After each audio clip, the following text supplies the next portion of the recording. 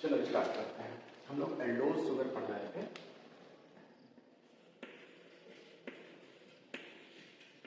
Aldose sugar में हम लोगों ने 3 कार्बन वाला ग्लिसरॉल्डिहाइड देखा था, 4 कार्बन में एरिथ्रोज और थ्रियोज शुगर देखे थे, 5 कार्बन में हम लोगों ने राइबोज, अरेबिनोज, जाइलोज और हेक्सोज देखे थे। अब देखते हैं 6 कार्बन वाली एल्डोज शुगर। तो 6 कार्बन वाली देखते हैं। तो 6 कार्बन में हमारे पास में है 4 और 4 8 शुगर हमारे पास में है। कौन कौन सी? एक एक करके सारी देख लेते हैं।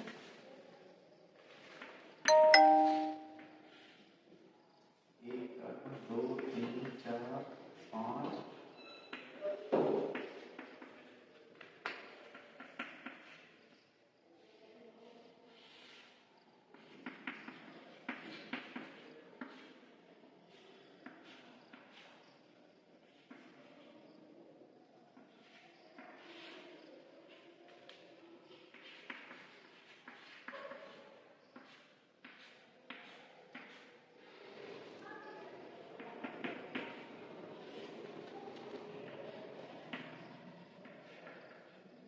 स्ट्रक्चर बना लेते हैं।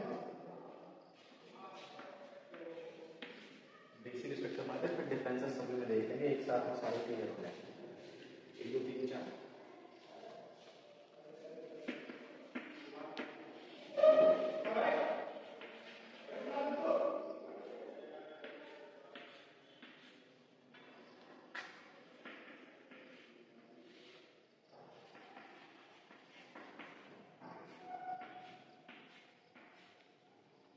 ये हम लोग फिशर कोरिलेशन बना रहे हैं। कितने हो गए? 3 3 6, अभी 2 बाकी हैं। 2 कैसे बाकी हैं? इसका एक फॉर्मूला होता है, number of carbon carbons n मान लो, तो 2 टू द पावर n जितनी भी वैल्यू आएगी उतने आइसोमर्स बनेंगे। क्योंकि यहाँ पर कार्बन की संख्या एक ज्यादा मिलेगी और हमारे पास कंपाउंड जो मिलेंगे वो एक कम मिलेंगे। उसका कारण ये है कि नेचुरल शुगर सारे के सारे डीकॉन्फिगरेशन के होते हैं, इसलिए हम लोगों को एक कार्बन कार्बन कम गिनती करनी है। चलो स्टार्ट करते हैं। सारी आठों के नाम लिख देते हैं।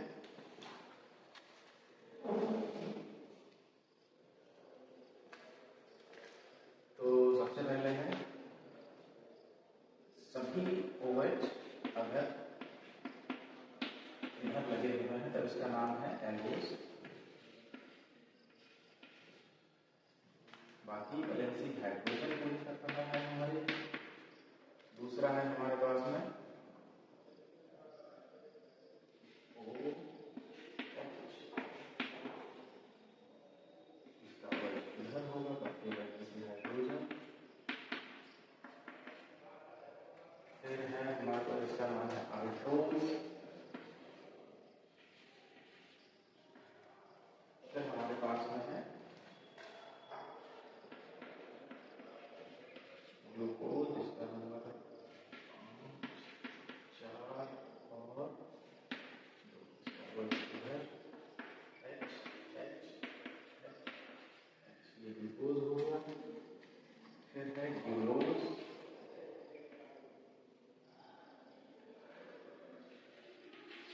ग्लूकोज का फॉर्मूला है 5 4 3 और 2,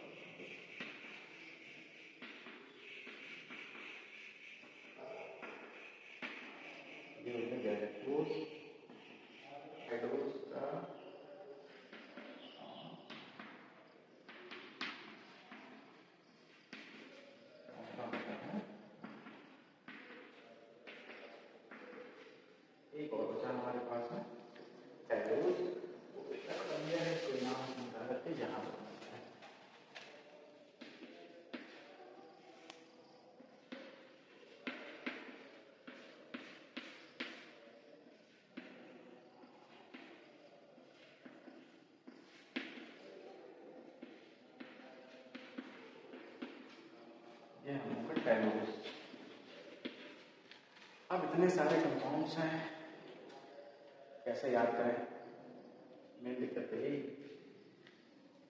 तो इसका एक जुगाड़ ये है, ट्रिक ये है कि सभी के नंबर्स याद कर लेते हैं।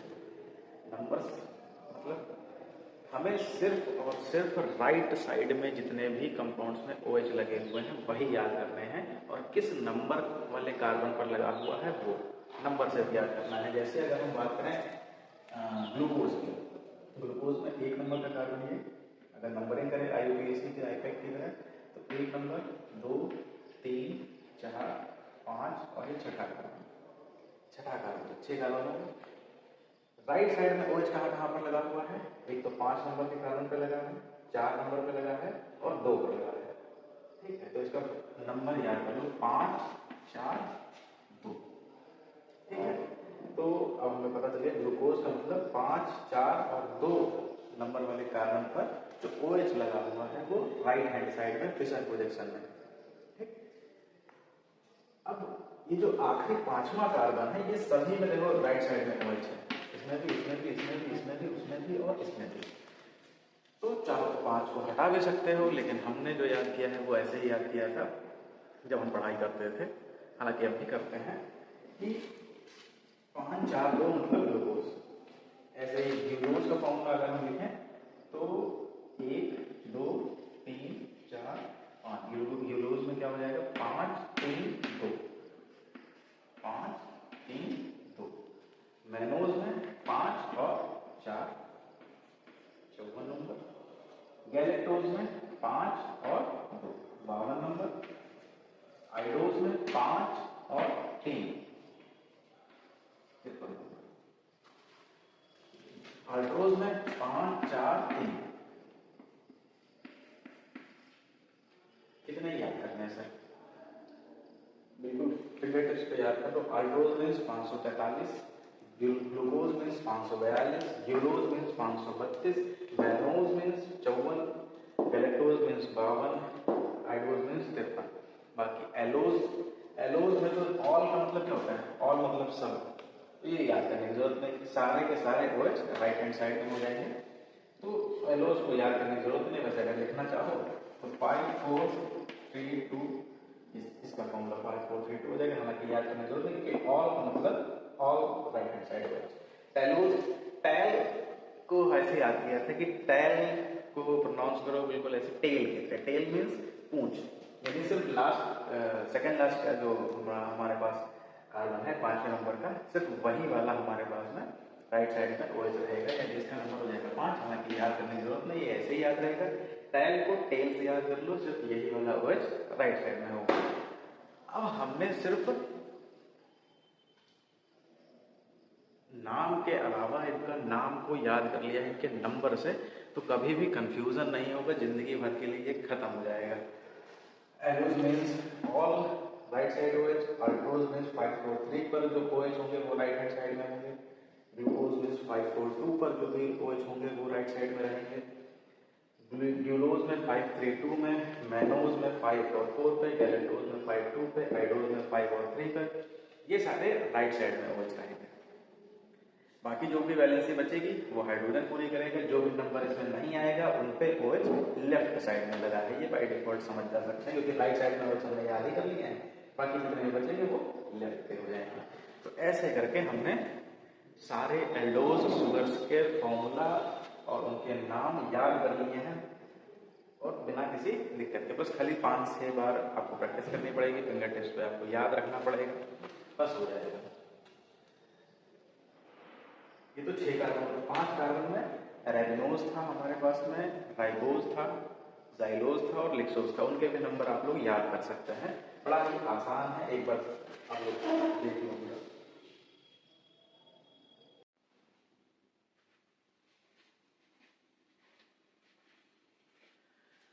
ग्रीन बोर्ड पर हम लोगों ने पढ़ा था एल्डोज शुगर्स के नाम, 6 कार्बन वाले एल्डोज शुगर्स के नाम याद करने का तरीका, उनका स्ट्रक्चर कैसे लिखेंगे वो तरीका। जो स्ट्रक्चर अभी तक हम लोगों ने पढ़े थे उनको बोलते हैं फिशर प्रोजेक्शन। मॉलिक्यूलर रिप्रेजेंटेशन कई तरीकों से हो सकता है ऑर्गेनिक केमिस्ट्री में, जैसे पढ़ा था हम लोगों ने न्यूमैन, सॉहर्स, मॉन्डलाइन वाला पढ़ा था, हावर्थ वाला पढ़ा है, फिशर वाला पढ़ा है। तो कार्बोहाइड्रेट्स को रिप्रेजेंट करने का जो बेसिक तरीका होता है वो फिशर प्रोजेक्शन वाला अभी तक हम लोगों ने पढ़ा था। अब देखते हैं हावर्थ प्रोजेक्शन। तो हावर्थ प्रोजेक्शन पढ़ने से पहले हम लोग ये देखते हैं कि हावर्थ की जरूरत क्यों पड़ी। तो जो फिशर प्रोजेक्शन है ये ओपन चेन स्ट्रक्चर रिप्रेजेंट करता है हम लोगों के शुगर्स का। तो जैसे ग्लूकोज था, ग्लूकोज का नंबर था 542, तो एक कार्बन, 2, 3, 4, 5 और ये छठा कार्बन, 5, 4 और 2, ये हम लोग का ग्लूकोज है। हावर्थ पढ़ने से पहले हम लोग एक रिएक्शन पढ़ते हैं या पढ़ चुके हैं जिसमें देखा था कि अगर कोई एल्डिहाइड बना हुआ है वो रिएक्शन करता है किसी अल्कोहल के साथ में, ठीक है, तो हम लोगों का बनता है हेमी एसिटल। इसको R मान लो, इसको R डैश मान लो, तो बनेगा R OH H और यहाँ पर O R डैश। ये वाला जो ग्रुप है ये यहाँ से आया है इन प्रेजेंस ऑफ एसिड। इसको बोलते हैं हेमी एसिटल। क्या नाम देते हैं इसको? Hemy acetal. एसिटल भी बनते हैं अगर यहाँ पे एल्डिहाइड की जगह पर हम लोग कीटोन ले लें, तब यहीं पर ये वाला जो OH है ये भी हम लोग का OR में कन्वर्ट हो जाता है, तो उसको बोलते हैं एसिटल। यहाँ पर बनता है हम लोगों का हेमी एसिटल। कहने का सिर्फ इतना मतलब है कि एल्डिहाइड और अल्कोहल ग्रुप ये दोनों रिएक्शन करके हेमी एसिटल बनाते हैं। और हमारे कार्बोहाइड्रेट्स में तो ये दोनों ग्रुप्स, फंक्शनल ग्रुप्स प्रेजेंट है। एल्डिहाइड है और अल्कोहल के तो क्या ही कहने, ढेर सारे अल्कोहल्स हैं। तो जब एक में ही दोनों फंक्शनल ग्रुप एक ही कार्बन चेन से अटैच्ड हैं, तब हमारे पास में क्या होगा, यही रिएक्शन होगी, लेकिन ये रिएक्शन होगी इंट्रामोलिकुलर। ये थी इंटरमोलिकुलर, यहां पर होगी इंट्रामोलिकुलर।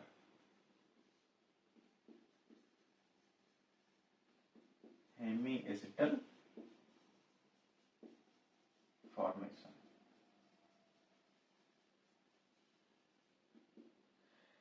कैसे होगी? अब जब हेमी एसिटल फॉर्म तो हमारे पास एल्डिहाइड ग्रुप सिर्फ यही वाला है, ये C double bond O H। Alcohol हमारे पास यहाँ भी है, यहाँ भी है, यहाँ भी है, यहाँ भी है और यहाँ भी है। यानी ये सारे OH ग्रुप्स कैपेबल हैं इस CHO वाले कार्बन पर अटैक करके हेमी एसिटल बनाने के लिए। बनेगी पूरी एक कंप्लीट रिंग। मान के चलते हैं कि पहले ये वाला जो 6 नंबर का कार्बन हम लोगों का है CH2OH, ये O इस पर अटैक करता है और रिंग बनाता है। साइक्लिक रिंग बनेगी ही बनेगी क्योंकि दोनों इंट्रामोलिकुलर है। तो रिंग में आएंगे कितने एटम्स? एक ये कार्बन, दूसरा कार्बन, तीसरा कार्बन, चौथा कार्बन, पांचवा कार्बन, छठा कार्बन और रिंग का ही हिस्सा बनेगा ये वाला ऑक्सीजन। तो यानी कुल मिलाकर के एटम हो जाएंगे 7 एटम्स, जिसमें से 6 होंगे कार्बन और 1 होगा ऑक्सीजन। अगर इस वाले OH की रिएक्शन होती है इस CHO के साथ में, अगर इस वाले OH की रिएक्शन करते हैं, यानी 5वें नंबर के जो ग्लूकोज में ऑक्सीजन OH लगा हुआ है इसके साथ में रिएक्शन करते हैं, तब हमारे पास रिंग बनेगी 6 एटम्स की, जिसमें से 5 होंगे कार्बन और 1 होगा ऑक्सीजन। अगर चौथे नंबर का OH रिएक्शन करता है तो हमारे पास रिंग बनेगी 5 एटम्स की, अगर ये वाला तीसरे नंबर का OH रिएक्शन करता है तब बनेगी 4 एटम की, ऐसे ही करके हमारे पास 3, 4, 5, 6, 7 एटम्स की रिंग पॉसिबल है। अब बेयर स्ट्रेंथ थ्योरी ये कहती थी कि 6 membered ring is most stable as compared to 5 or 7 or 4 or any other ring number, carbon numbers या एटम नंबर्स। तो हमारे पास कॉन्सेप्ट ये था कि 6 एटम्स की जो रिंग होती है वो सबसे ज्यादा स्टेबल होती है, फिर उसके बाद नंबर आता है 5 का। तो इसका मतलब 6 एटम की अगर हम रिंग बनाते हैं तो ये वाला जो 5वें नंबर का OH है यही तो रिएक्शन करेगा। अगर 5 एटम की रिंग बनाते हैं तब ये चौथा वाला रिएक्शन करेगा। चलो बनाते हैं, दोनों रिंग बनाते हैं। कौन सी? 6 एटम वाली भी और 5 एटम वाली भी। इसका मतलब क्या है? पहले ऑप्शन आएगा if fifth carbon if OH on fifth carbon reacts with CHO, तब क्या बनेगा? 6 एटम की रिंग बनेगी।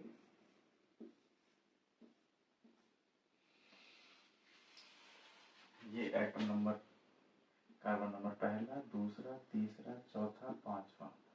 अब 5वें, ये वाला जो ऑक्सीजन है ये कौन सा है? 5वें से अटैच्ड है। 5वें से अटैच्ड ये वाला ऑक्सीजन है, 5वें से अटैच्ड एक CH2 ग्रुप है जिसको हम लोग यहाँ पर दिखा सकते हैं CH2OH। पहले नंबर पर OH आएगा। क्यों आएगा? क्योंकि पहले नंबर का कार्बन एल्डिहाइड वाला है और एल्डिहाइड वाला जो ऑक्सीजन है वो डबल बॉन्ड O से कन्वर्ट हो जा रहा है OH में। दूसरे पर तो OH था ही, तीसरे पर भी OH था, चौथे पर भी OH था। तो ये हमारे पास बन गया है हेमी एसिटल। अब दिक्कत ये है कि इसमें हम ये नहीं जान पा रहे हैं कि कौन सा OH दाहिने था या बाएं था या ऊपर है या नीचे है, तो इनकी पोजीशन हमें नहीं पता है। अब आते हैं हमारे हावर्थ। तो हावर्थ साहब ने ये कहा कि मॉलिक्यूल को ऐसे देखने से अच्छा है मॉलिक्यूल को हल्का सा टिल्ट करके सामने से देखो, बिल्कुल ऐसे जैसे ये हमारी कोई रिंग है तो इसको रिंग को ऐसे ना देख करके रिंग को ऐसे देखो। तो ऐसे देखोगे तो अगर ये मोटी रिंग हो, इतनी मोटी, मान के चलते कोई कॉपी अगर हो, तो अगर रिंग को हल्का सा ऐसे टिल्ट कर दोगे तो सामने से इसकी मोटाई भी दिखाई पड़ेगी और इधर से और बाकी सारी साइडों में इसकी जो मोटाई है वो नहीं दिखाई पड़ेगी। यही और बाकी सारे ग्रुप्स ऊपर या फिर नीचे हो जाएंगे। यही प्रोजेक्शन बोला जाता है हावर्थ वाला। तो इसी को अगर हम हावर्थ प्रोजेक्शन में बनाएं तो कुछ ऐसे बना सकते हैं, लेकिन हावर्थ ने कहा कि नहीं, ये तरीका नहीं है। इसको हम लोग बनाएंगे, ऑक्सीजन को, इस रिंग को पहले हल्का सा घुमाएंगे तो ऑक्सीजन आएगा एक कोने में, फिर उसके बाद बाकी सारे एटम्स को हम लोग ऐसे दिखा देंगे, जिसमें से ये वाले जो 3 कार्बन है, 1 2 4 कार्बन है, 1 2 3 और 4, ये दोनों हमने रिंग को हल्का सा घुमाया, फिर ऐसे तिरछा कर दिया और तब देख रहे हैं। इस वाले कार्बन को कहा कि ये हमेशा C1 कार्बन होगा, ये होगा C2, ये होगा C3, ये C4, ये 5 और 5 से अटैच्ड होगा हमारा CH2OH ग्रुप। तो ये वाला गलत है, ये वाला हावर्थ बोला जाएगा। अब C1 पर लगा हुआ है OH, C1 पर लगा दिया है OH, अभी फिलहाल ऐसे ही। दूसरे नंबर पर भी हमें OH लगाना है, तो यहाँ पर भी पॉसिबल है या तो ऊपर या तो नीचे। या तो ऊपर या तो नीचे, या तो ऊपर, यहाँ पर भी ऊपर या फिर नीचे। तो फिशर से हावर्थ में जब पहुंचते हैं तब एक चीज हमेशा याद रखो, तो फिशर के जितने भी चीजें हमने राइट पढ़ी थी वो सारी की सारी हावर्थ में नीचे जाती हैं। यानी फिशर में हमने 542 नंबर इसका पढ़ा था ग्लूकोज का, यानी पांचवा, चौथा और दूसरा कार्बन OH ये दाहिने साइड में था। यानी ये OH हमारे नीचे डाउन द प्लेन जाएंगे, हम लोगों के रिंग के प्लेन के नीचे जाएंगे। लेकिन पांचवा कार्बन तो हमारा कौन सा है, ये वाला था, और इससे जुड़ा हुआ ऑक्सीजन तो रिंग में आ गया है। अब बचे कुछ कौन से, चौथा वाला OH और दूसरा वाला OH, यानी इस 4 नंबर की पोजीशन का OH कहाँ जाएगा, नीचे जाएगा, और दूसरे नंबर की पोजीशन वाला OH कहाँ जाएगा, नीचे जाएगा। बाकी जितने भी बचते हैं वो ऊपर चले जाएंगे। तो पहले की तो बात ही नहीं हमने की है। दूसरे का OH नीचे है, हाइड्रोजन ऊपर है। तीसरे का OH ऊपर हो जाएगा, हाइड्रोजन नीचे हो जाएगा। ये स्ट्रक्चर बन के आएगा। अब जब इनकी रिएक्शन यहाँ पर हमने देखी थी तब पाया था कि यहाँ पर एक प्लेनर इंटरमीडिएट जनरेट होता है।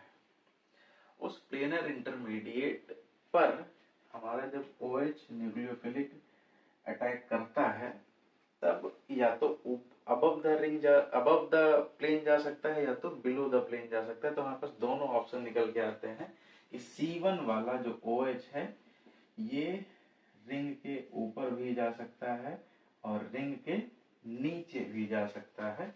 तो हम लोग दोनों स्ट्रक्चर यहाँ पर पॉसिबल है, दोनों बनाते हैं। फिलहाल ये गलत वाले स्ट्रक्चर को हम मिटा दे रहे हैं और यहीं पर बना देते हैं दूसरा वाला हावर्थ जिसमें OH C1 पर नीचे लगा हुआ है।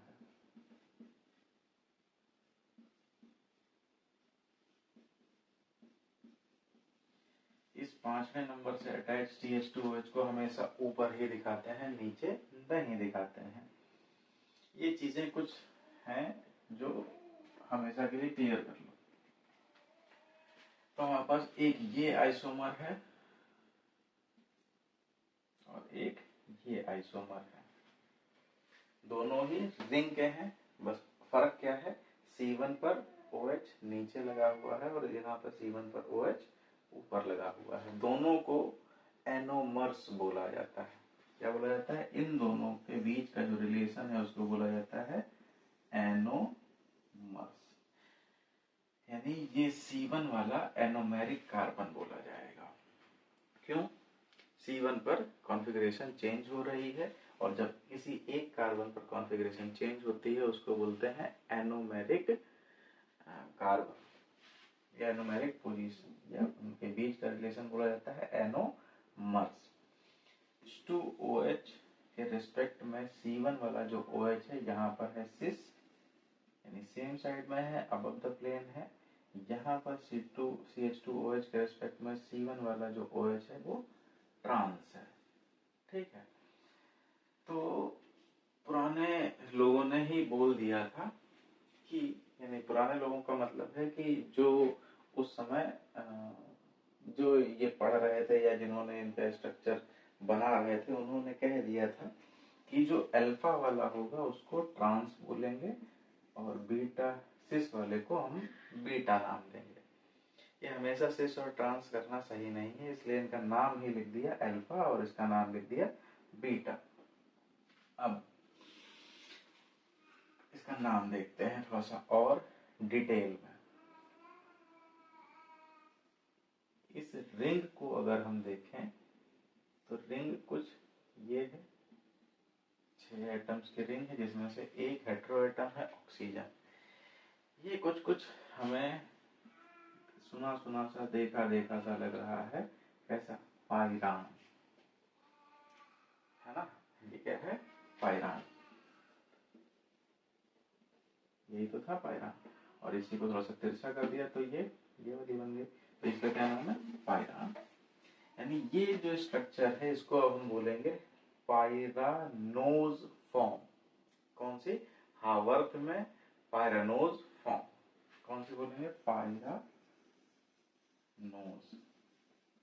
यानी पायरान का डेरिवेटिव है ये। और पायरानोज में भी कौन सा? बीटा। इसमें क्या लिखेंगे? Alpha pyranose. अब इसके अलावा ये स्ट्रक्चर है किसके? ग्लूकोज के ही रिंग स्ट्रक्चर है, तो इसके नाम में ही हम लोग जोड़ देंगे ग्लूको। तो पूरा नाम हो जाएगा ग्लूकोपायरानोज, यहाँ पर भी बीटा ग्लूकोपायरानोज। चलो जोड़ देते हैं, अल्फा ग्लूकोपायरानोज, यहाँ पर लिख देते हैं बीटा ग्लूकोपायरानोज।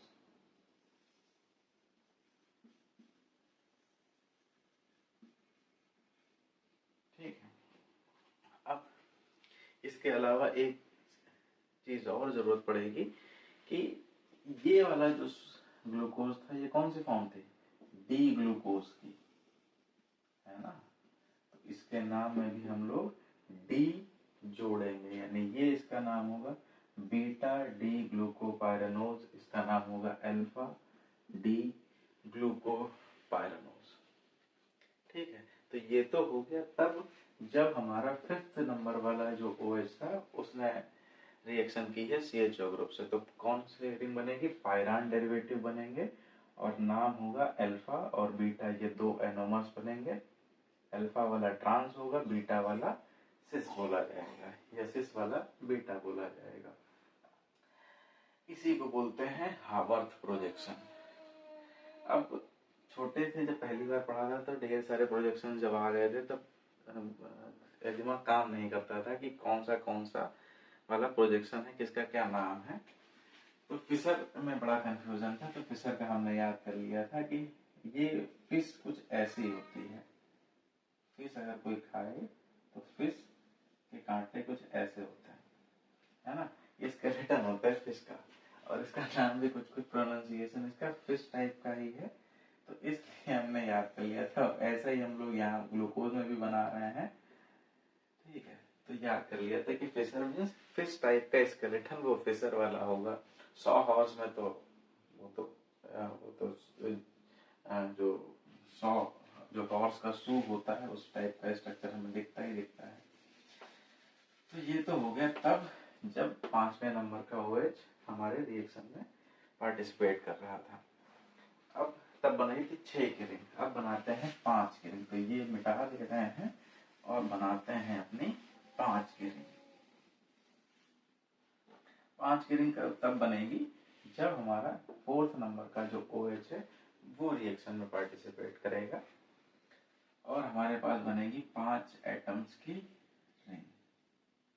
ये वाली फ्यूरान टाइप की रिंग बनेगी।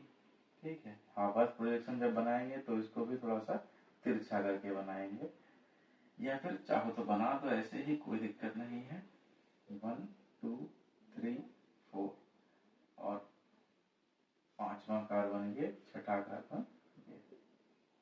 ठीक है, इसको बोलेंगे हम लोग फ्यूरानोज डेरिवेटिव। तरीका वही रहेगा, जितने भी दाहिने OH हैं वो सब के सब रिंग के नीचे डाउन द रिंग जाएंगे। ये फिशर से हावर्थ में पहुंचने का तरीका है कि फिशर के दाहिने वाले ग्रुप्स हावर्थ में नीचे जाते हैं, तो अप डाउन करके हम लोग राइट वाला डाउन द ग्रुप जाएगा। ठीक है, ये याद कर लो, फिशर का राइट, हावर्थ का डाउन। यहाँ पर भी बना सकते हैं, हालांकि ये थोड़ा सा कम स्टेबल होती है क्योंकि 5 मेंबर्ड रिंग है, इसलिए इसके बहुत ज्यादा हम लोग नहीं देखते हैं इसके बारे में। ठीक है, अब ये तो हो गया फिशर से हावर्थ पहुंचने का तरीका। जैसे अब मान के चलते हैं हम एलोज का स्ट्रक्चर बनाते हैं, एलोज का पहले फिशर और फिर हावर्थ। तो एलोज का फिशर क्या होता है? CHO CH2OH, सारे OH 1 2 3 4 5 6 सारे OH दाहिने होते हैं राइट साइड में। तो हावर्थ स्ट्रक्चर स्टार्ट हम लोग ऐसे ही करेंगे, ऑक्सीजन एक कोने में बनाएंगे और बाकी रिंग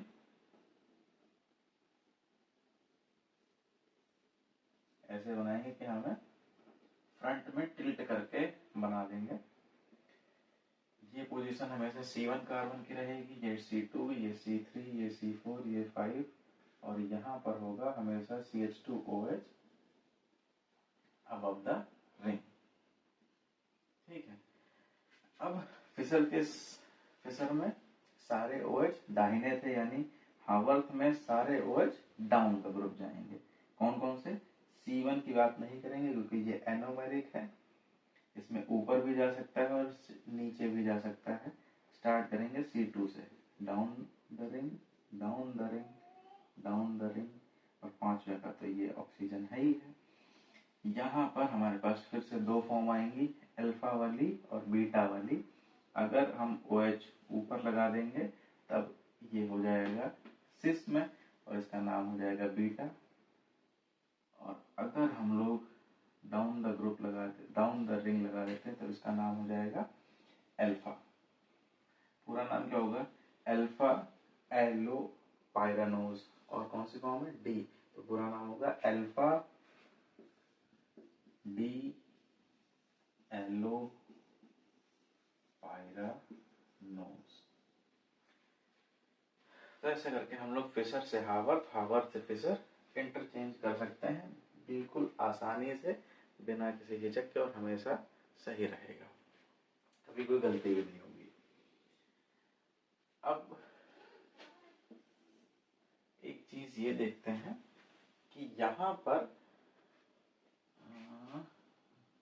यहाँ से जब हम लोग यहाँ पहुंचते हैं, यानी फिशर से जब हावर्थ पहुंचते हैं और दोनों में कंपेयर करते हैं, यानी हम लोग कंपेयर कर रहे हैं ओपन चेन और रिंग के बीच में।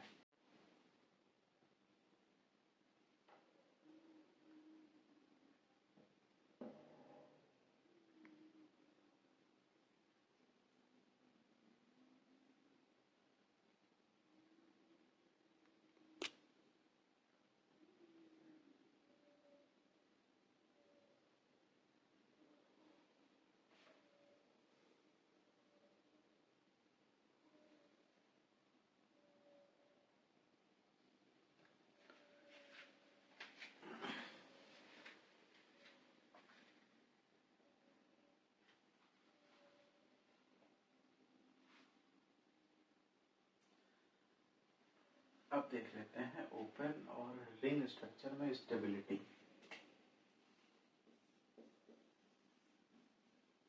ओपन चेन और रिंग, इन दोनों में स्टेबिलिटी ऑर्डर में देखें तो रिंग वाला ज्यादा स्टेबल होता है। इक्विलिब्रियम हमेशा रिंग स्ट्रक्चर की फेवर करती है और ओपन चेन कम स्टेबल रहता है। इक्विलिब्रियम में लगभग 0.1% हमारा रहता है ओपन चेन, और रिंग चेन लगभग 99.9% हम लोगों की रिंग चेन रहती है। रिंग में भी हमारे पास ऑप्शन है अल्फा का और बीटा का, 6 मेंबर्ड का और 5 मेंबर्ड का। तो अल्फा और बीटा में कौन ज्यादा स्टेबल होता है? बीटा फॉर्म ज्यादा स्टेबल रहती है, लगभग ये 67% रहती है और ये 63% रहती है लगभग ये, और ये रहती है 37% अल्फा फॉर्म। दूसरा 6 मेंबर्ड यानी पायरानोज फॉर्म और 5 मेंबर्ड यानी फ्यूरानोज फॉर्म। इसमें स्टेबिलिटी पायरानोज की ज्यादा रहती है क्योंकि 6 मेंबर्ड है, और फ्यूरानोज की स्टेबिलिटी कम रहती है। अगर हमने प्योर अल्फा फॉर्म ले रखी है, pure alpha D ग्लूको pyranose form ले रखी है, तो इसका स्पेसिफिक रोटेशन यानी ऑप्टिकल एक्टिविटी की तरफ इसका जो इसका स्पेसिफिक रोटेशन रहता है वो रहता है प्लस 112 पॉइंट समथिंग। और बीटा वाला अगर हमने प्योर लिया है अगर हमने pure beta D glucopyranose form ले रखी है तो इसका स्पेसिफिक रोटेशन रहता है 18.7 प्लस में।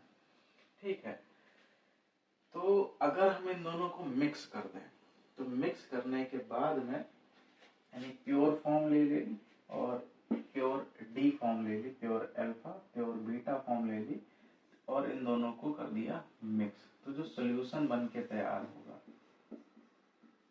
उसका स्पेसिफिक रोटेशन ना ये रहेगा और ना ही इसका रहता है 112.2। तो जो प्योर अल्फा डी ग्लूकोपाइरानोज को और pure alpha D beta D glucopyranose को आपस में इक्विमोलर मिक्सचर अगर हम मिलाते हैं जो सॉल्यूशन बन के तैयार होगा उसका जो स्पेसिफिक रोटेशन रहेगा वो ना ये रहेगा और ना ही ये रहेगा, बीच में कहीं आता है 52.6। कितना आएगा? 52.6 प्लस का। इसी को बोला जाता है म्यूटा रोटेशन। क्या बोलते हैं इसको? Mutarotation. Mutarotation means when pure alpha form is mixed with equimolar pure beta form, then the solution contains the specific rotation of solution is neither of alpha nor of beta, but it is something else in between both of these, and that is equal to 52.6 plus. This is called muta rotation. अब देख लेते हैं Haworth का 3D representation. क्या देखते हैं? Haworth का ही 3D representation. तो हावर्थ रिप्रेजेंटेशन कैसा था? हम लोगों का ऑक्सीजन इस कोने में और बाकी अगर हम बनाते हैं कोई भी फॉर्म बना लेते हैं, हम आगे जाते हैं बीटा बना लेते हैं, तो बीटा में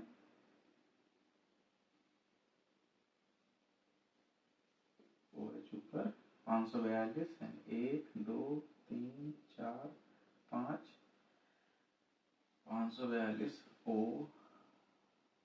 OH नीचे, तीसरे का OH ऊपर। अभी नंबर मिटा देते हैं। तो ये फॉर्म बन गई हम लोगों की बीटा। ये बीटा 3D रिप्रेजेंटेशन नहीं है। 3D रिप्रेजेंटेशन हम लोगों ने पहले पढ़ा था चेयर और बोट वाला जो फॉर्म होता है, उसमें भी हम लोगों की बोट फॉर्म कम स्टेबल होती है और चेयर वाली फॉर्म ज्यादा स्टेबल होती है। चेयर फॉर्म कैसे बनाते हैं?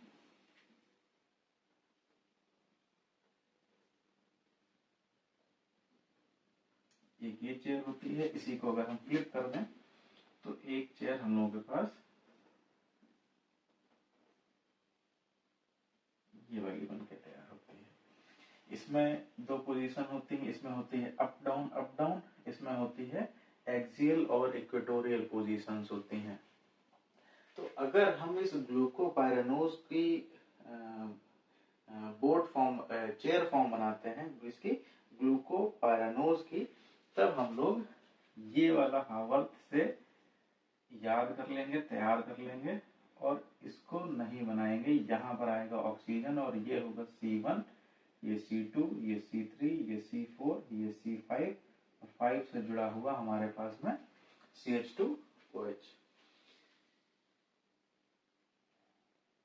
चेयर फॉर्म हम लोग यही वाली बनाएंगे, रिंग फ्लिप वाली नहीं बनाएंगे, सिर्फ ये वाली हम लोग बनाएंगे। क्यों? क्योंकि किसी एक चीज पे फोकस हो तो चीजें हमेशा क्लियर रहती हैं। अब सारे जो सब्स्टिट्यूएंट्स हैं उनको भी, उनकी पोजीशन भी देखते हैं। तो देखो हावर्थ फिशर का राइट, हावर्थ का डाउन और चेयर में डाउन। जैसे अप डाउन इसमें है, ऐसे ही इसमें भी अप और डाउन।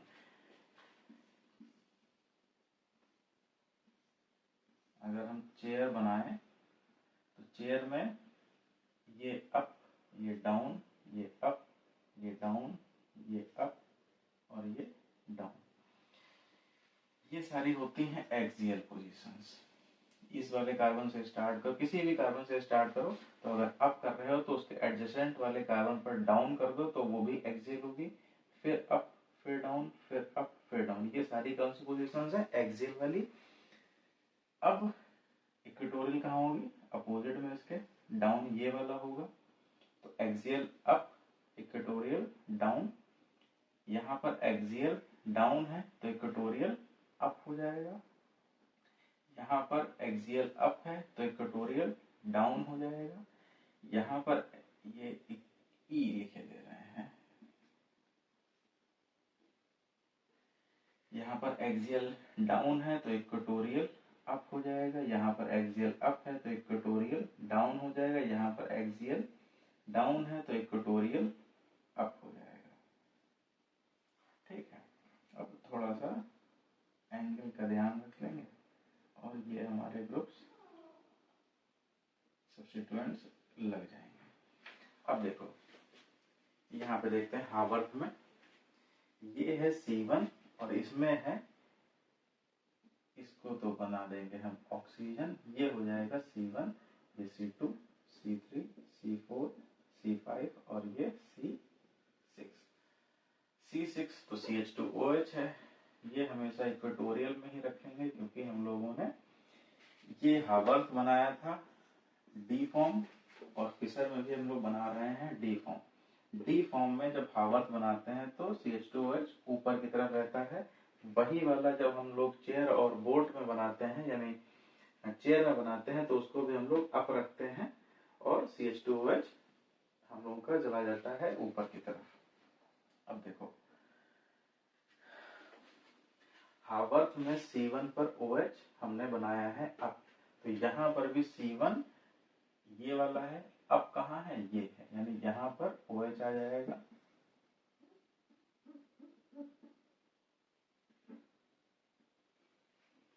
C2 में OH कहाँ है? डाउन, C2 में OH डाउन, डाउन कौन सा है? ये वाला। यहाँ पर C3 में OH अप है, अप पोजीशन कौन सी है C3 में? ये वाली। C4 में OH कहाँ है? डाउन, तो C4 का OH कहाँ है? डाउन, ये वाली पोजीशन। 4 मिटा देते हैं। 5वें में तो CH2OH हमेशा ऊपर ही रहेगा, बाकी सारी वैलेंसीज हमारी हाइड्रोजन पूरी करेगा, तो हम लोग उसको नहीं दिखाते हैं, यानी मिटा देते हैं।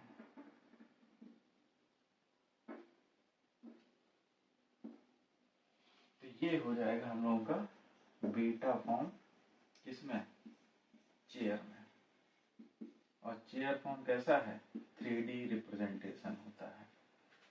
ठीक है, ध्यान ये रखना है कि ऑक्सीजन हमेशा चेयर के इस दाहिने अप कॉर्नर में रहेगी और हावर्थ में भी दाहिने अब कॉर्नर में रहेगी। कॉर्नर मतलब ये नहीं, ये वाला।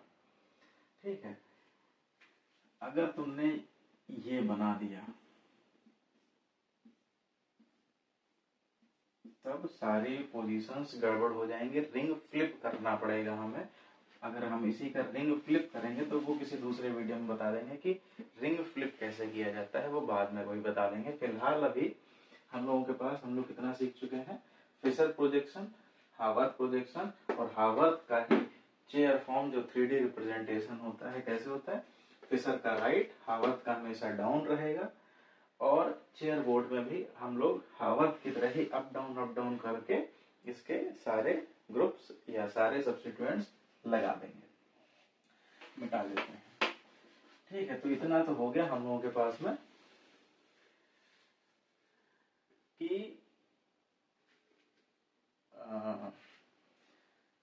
फिशर हो गया, हावर्थ हो गया, और हो गया हम लोगों का 3D रिप्रेजेंटेशन। अब हम लोग आगे बढ़ते हैं, एक एग्जाम्पल देख लेते हैं एलोज का। फिशर, हावर्थ और चेयर मिटाते हैं।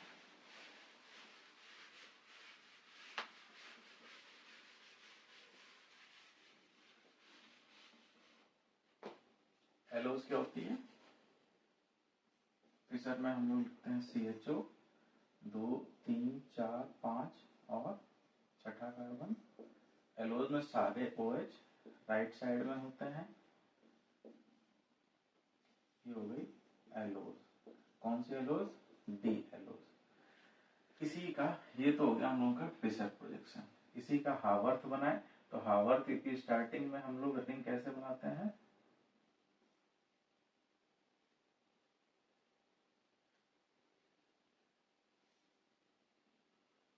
हावर्थ में हम लोग बनाते हैं बीटा फॉर्म। बीटा का OH इधर, CH2OH ऊपर। नहीं, ये हो गई अल्फा फॉर्म। चलो अल्फा ही बना देते हैं, ठीक है। अल्फा फॉर्म बनाते हैं और अल्फा फॉर्म के बाद में अब हम लोग जितने भी फिशर के राइट वाले हैं वो हावर्थ में कहाँ जाते हैं? डाउन द ग्रुप जाते हैं। चलो डाउन कर देते हैं। 5 4 3 2। ये है C1, ये है C2। C2 का OH कहाँ? डाउन। C4 का डाउन, नहीं, C1 C2 C3 C4 down, C5 का तो ये है ही है। तो ये बन गई हम लोगों की अल्फा डी। हम लोगों ने बनाया है एलो, तो एलो पायरानोज। इसी OH को ऊपर कर देंगे तो बन जाएगी हम लोगों की बीटा डी एलो पायरानोज। इसी का अगर हम बनाते हैं चेयर फॉर्म, तो चेयर फॉर्म की स्टार्टिंग हम लोग कैसे करते हैं? एक सिंपल सी चेयर बना लेते हैं। इसका अप राइट मोस्ट कॉर्नर पे ऑक्सीजन लगाते हैं और सारे ग्रुप्स अप डाउन करके हावर्थ, ये हो गया हम लोगों का हावर्थ रिप्रेजेंटेशन और ये हो जाएगा चेयर। C1, ये वाला C1 है। C1 में यहाँ पे कहाँ है? डाउन। डाउन वाली वैलेंसी, डाउन वाला ग्रुप सब्स्टिट्यूएंट कहाँ लगता है? डाउन, यानी ये डाउन। C2 में भी डाउन, इसका डाउन, ये इस पोजीशन का डाउन किधर दिखाते हैं हम लोग? इधर। C3 में भी डाउन, डाउन किधर दिखाते हैं? बिल्कुल वर्टिकल, नीचे। C4 पर भी डाउन, डाउन इधर इस पोजीशन पर कहाँ होता है डाउन? ये वाला। और C5 पर अप में लगा हुआ है CH2OH। तो ये बन जाएगी हम लोगों की कौन सी? Chair form 3D representation. चाहे ये दिखाओ, चाहे ये दिखाओ, चाहे ये दिखाओ, सब हमारी कौन सी है? एलोज की फॉर्म है। इक्विलिब्रियम में ये वाली फॉर्म यानी अल्फा वाली और बीटा वाली रिंग वाली ज्यादा स्टेबल होती है, बीटा वाली ज्यादा स्टेबल होती है, अल्फा वाली थोड़ी सी कम स्टेबल रहती है, ठीक है। तो इतना हो गया हम लोगों का एक डिवीजन और एक टॉपिक खत्म। एक बार 10 मिनट में रिवाइज कर लेते हैं सबको, जितना पढ़ा है हम लोगों ने दोनों लेक्चर में। Polyhydroxy carbonyl compounds. दूसरा, कार्बोहाइड्रेट्स को ही सैकराइड्स बोलते हैं, इन्हीं को सुगर्स बोलते हैं। हालांकि कोई जरूरी नहीं कि ये मीठे ही हों। फिर हम लोगों ने पढ़ा था कार्बोहाइड्रेट्स का क्लासिफिकेशन। तो क्लासिफिकेशन के बेसिस के कई बेसिस हो सकते हैं, जैसे नंबर ऑफ कार्बन एटम्स। दूसरा था अकॉर्डिंग टू फंक्शनल ग्रुप, तो हमारे पास निकल के आते थे एल्डिहाइड वाले यानी एल्डोज शुगर, दूसरा निकल के आता था कीटोज शुगर। एक था क्लासिफिकेशन का बेसिस जिसमें हम लोगों ने क्लासिफाई किया था कि कितने मोनोमर या कितने शुगर यूनिट्स हम लोगों के मिलते हैं हाइड्रोलिसिस करने पर। उसके हिसाब से हमारे पास थे मोनोसैकेराइड्स, डाइसैकेराइड्स, ओलिगोसैकेराइड्स और पॉलीसैकेराइड्स। मोनोसैकेराइड्स वो थे जिनके हाइड्रोलिसिस करने पर हम लोगों को कुछ नहीं मिलता था, मतलब वो हाइड्रोलिसिस अंडरगो नहीं करते थे, वो उनसे हाइड्रोलिसिस तो होती थी उनकी, लेकिन वो हाइड्रोलिसिस करने के बाद और छोटी शुगर यूनिट नहीं बना पाते थे। डाइसैकेराइड्स वो थे जिनसे हम लोगों को हाइड्रोलिसिस करने के बाद 2 स्मॉलर यूनिट्स शुगर की मिलती थी। तो लाइगो में 3 to 10 यूनिट्स मिलती थी और पॉली में मोर देन 10 यूनिट्स हम लोगों को मिलती थी। एल्डोज शुगर वो थी जिनसे एक कार्बोनिल में जो कार्बोनिल वाला ग्रुप है वो एल्डिहाइड वाला होता था। कीटोज में C डबल बॉन्ड ओ रहता था। नंबर ऑफ कार्बन एटम्स के हिसाब से हम लोगों के पास में जो स्मॉलेस्ट कार्बोहाइड्रेट था वो था ग्लिसरॉल्डिहाइड 3 कार्बन वाला, फिर ऑप्शन था 4 कार्बन, फिर 5 कार्बन और फिर 6 कार्बन। 3 कार्बन में हम लोगों के पास में था ग्लिसरॉल्डिहाइड यानी CHO, CH2OH और D वाली फॉर्म थी तो इसलिए OH दाहिने साइड में। क्या नाम था इसका? ग्लिसरॉल्डिहाइड। ये हम एल्डोज पढ़ रहे हैं अभी, कीटोज नहीं पढ़ी। हमारे पास में थे 2 आइसोमर्स, कौन कौन से? एरिथ्रोज और थ्रियोज। 5 कार्बन में हमारे पास में थे 4 आइसोमर्स, राइबोज, अरेबिनोज, जाइलोज और लिक्सोज। 6 कार्बन में हमारे पास में थे 8 आइसोमर्स। हाँ, ये कैसे पता चलेगा कि कितने आइसोमर्स हैं?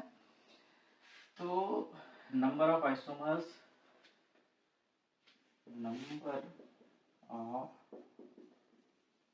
isomers in a chiral compound is equal to 2 raised to the power n, 2 to the power n, where n is number of chiral centers।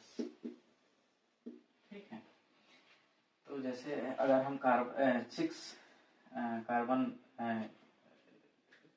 की एल्डोज की बात करें तो 6 कार्बन में से एक है हुआ एल्डिहाइड, आखिरी वाला होगा CH2OH। बीच में हमारे पास 4 कायरल कार्बन होंगे। कितने? 4 कायरल कार्बन। तो 4 कायरल कार्बन का मतलब क्या है? 2 to the power n, 2 to the power 4 यानी 2 दूनी 4, दूनी 8, दूनी 16 आइसोमर्स बनने चाहिए, लेकिन बनते हैं 8। क्यों 8 बनते हैं? क्योंकि जो 5th वाली पोजीशन है वो फिक्स रहती है कायरल कार्बन की। क्यों? क्योंकि हम लोग हमेशा पढ़ते हैं डी फॉर्म में, क्योंकि यही हम लोगों के होते हैं नेचुरल, और हम लोग नेचुरल की ही पढ़ाई कर रहे हैं, इसलिए हमेशा डी फॉर्म रहेगी। और डी फॉर्म का मतलब है the carbon farthest, chiral carbon farthest from the carbonyl is having D-glyceraldehyde configuration। तो ये वाला तो chiral carbon फिक्स रह गया, अब इसका कॉन्फ़िगरेशन चेंज नहीं कर सकते। हमारे पास बचे कितने? सिर्फ 3 chiral carbon, इन्हीं की कॉन्फ़िगरेशन में हम चेंज कर सकते हैं। तो यानी 2 to the power 3 हो जाएगा, 2 दूनी 4 दूनी 8, यानी 8 आइसोमर हमें मिलेंगे 6 कार्बन में। हम लोग पढ़ ही चुके हैं कौन कौन से? एलोज, ग्यूलोज, ग्लूकोज, गैलेक्टोज, मैनोज, टेलोज, आल्ट्रोज और आइटोज। कितने हैं? 8 आइसोमर हैं। इनको कैसे याद करेंगे? इनके स्ट्रक्चर कैसे याद करेंगे? नंबर से, कि किस नंबर के कार्बन पर दाहिने साइड में OH लगा हुआ है। जैसे ग्लूकोज की अगर हम बात करें तो उसका नंबर हमने याद किया था 542, यानी 5 नंबर का OH जो होगा वो दाहिने होगा, 4 नंबर का OH दाहिने होगा और 2 नंबर का जो OH होगा वो दाहिने होगा। बाकी कौन सी पोजीशन बची? सिर्फ तीसरी वाली, इसका OH लेफ्ट साइड में होगा। ये हो गया हम लोगों का ग्लूकोज। तो ग्लूकोज का फॉर्मूला कितना होता है सर? 542। ऐसे ही एलोज का फॉर्मूला 5, एलोज में ऑल का मतलब सारे, 5 4 3 2 सारे OH जो होते हैं वो दाहिने होते हैं। ऐसे करके हम लोगों ने सारे याद कर लिए। इतना पढ़ने के बाद में फिर हम लोगों ने पढ़ा था इन्हीं सब का रिप्रेजेंटेशन का तरीका, और रिप्रेजेंटेशन में हम लोगों ने पढ़ा था, यहाँ पे लिखे दे रहे हैं, रिप्रेजेंटेशन और मॉलिक्यूलर रिप्रेजेंटेशन में हम लोगों ने पढ़ा था फिशर प्रोजेक्शन। फिशर प्रोजेक्शन का क्या था, बिल्कुल फिश टाइप की स्ट्रक्चर बनती थी, ऐसे करके हम लोग चेन बनाते थे, फिर बनाते थे हावर्थ। क्योंकि फिशर में हम लोग ये नहीं बता सकते थे क्योंकि जो फिशर प्रोजेक्शन है ये ओपन चेन को रिप्रेजेंट करता था, जबकि जो हमारा एल्डोज शुगर, जो हमारी शुगर्स हैं, चाहे एल्डोज हो चाहे कीटोज हो, वो रिंग फॉर्म में रहते हैं। और रिंग में हम लोगों को रिप्रेजेंट करने का जो तरीका है वो हावर्थ वाला प्रोजेक्शन है। उसमें हम लोग ये वाला पायरेनोज फॉर्म बनाते थे या फिर फ्यूरानोज फॉर्म बनाते थे, depending upon the number of carbons या number of atoms in ring. हालांकि ये पायरेनोज फॉर्म ज्यादा स्टेबल होती थी, फ्यूरानोज फॉर्म कम स्टेबल होती थी, इसलिए हम लोग पायरेनोज पर ही फोकस रहते थे। फिर बनाते थे हम लोगों ने इसका 3D रिप्रेजेंटेशन बनाया था, कौन सा, चेयर वाला। और चेयर में भी हम लोगों ने बनाई थी ये वाली चेयर, रिंग फ्लिप वाली नहीं, ये वाली चेयर बनाई थी। और फिर पढ़ा था कि फिशर से हावर्थ में कैसे जाए, हावर्थ से 3D चेयर में कैसे जाए। तो फिशर के जितने भी राइट साइड के OH होते थे वो सारे के सारे हावर्थ में डाउन द रिंग प्लेन चले जाते थे, और डाउन वाले ही सारे चेयर में भी डाउन चले जाते थे। डाउन का मतलब क्या है, सारी एक्सियल और इक्वेटोरियल पोजीशन में जितनी भी डाउन पोजीशंस हो, चाहे एक्सियल की हो चाहे इक्वेटोरियल की हो, वो सारी के सारी हम लोगों की इसमें डाउन चली जाती है। इसका राइट, इसका डाउन, इसका डाउन, इतना हम लोगों ने पढ़ लिया था। फिर पढ़ा था कि हावर्थ में भी यहाँ रिंग्स ओपन से रिंग की तरफ जब हम लोग जाते हैं तब हमारे पास में दो फॉर्म निकल के आती हैं, अल्फा वाली और बीटा वाली। हेमी एसिटल बनता है और अल्फा फॉर्म और बीटा फॉर्म में ज्यादा स्टेबल होती है बीटा फॉर्म, अल्फा फॉर्म थोड़ी सी कम स्टेबल होती है। अगर इक्विलिब्रियम की बात करें रिंग और ओपन चेन और रिंग में, तो लगभग ओपन चेन 0.1% में रहती है और रिंग वाली जो फॉर्म रहती है वो 99.9% रहती है। ठीक है, और 99.9% में भी हमारी बीटा फॉर्म का परसेंटेज ज्यादा होता है और इसका परसेंटेज कम। बीटा फॉर्म लगभग 63 रहती है और ये रहती है 37%। बीटा फॉर्म का अगर हम प्योर अल्फा फॉर्म और प्योर बीटा फॉर्म के इक्विमोलर मिक्सचर को बना दें तो जो सॉल्यूशन तैयार होता है उसका स्पेसिफिक रोटेशन रहता है 52.6 प्लस। इसी को बोलते थे हम लोग म्यूटा रोटेशन। इतना हम लोग अभी तक पढ़ चुके हैं। अब हम लोग आगे पढ़ेंगे कीटोज शुगर्स, और कीटोज शुगर्स को याद करने का यही सेम तरीका, इसी के फॉर्मूले ऐसे ही। और फिर पढ़ते हैं इनकी रिएक्शन, यानी अगले वीडियो में कीटोज शुगर्स और एल्डोज और कीटोज सभी की रिएक्शंस पढ़ते हैं।